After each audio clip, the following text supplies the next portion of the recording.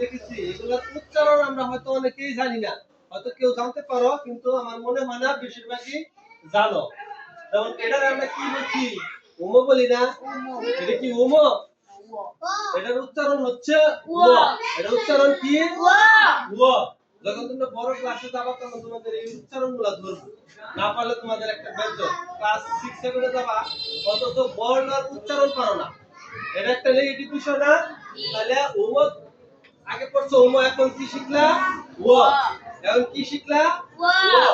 তারপরে এটা কি শিখছো? ইয়। এটা হচ্ছে ইয়।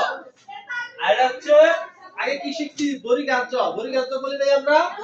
এটা উচ্চারণ কি হবে? বর্গীয় জ। এটা উচ্চারণ কি হবে?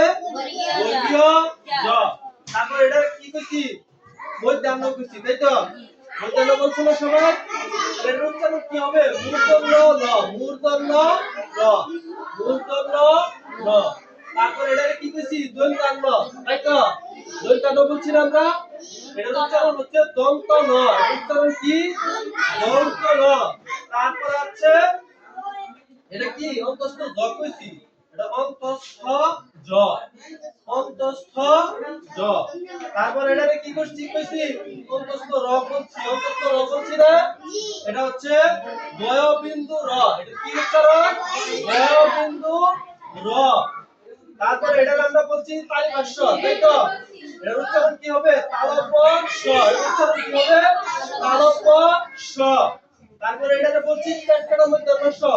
এর উচ্চারণ কি হবে? মূর্ধন্য স। মূর্ধন্য স। মূর্ধন্য স। তারপর এটাকে কি বলছি? দন্তাস। দন্তাস বলছি না? এর উচ্চারণ কি হবে? দন্ত স। দন্ত স। এর উচ্চারণ কি হবে? দন্ত স। তারপর এটাকে কি বলছি? রসিন্দ র। এটা হচ্ছে জয়বিন্দ র। জয়বিন্দ র। তারপরে এটা হচ্ছে এটা কি করছি? রসিন্দ র। এটা কি? জয়বিন্দু র।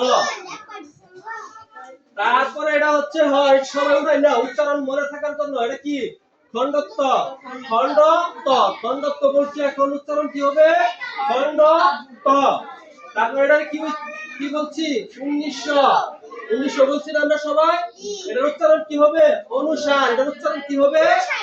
অনুসার। তারপরে এটা কি বলছি? বিসর্গ। বিসর্গ।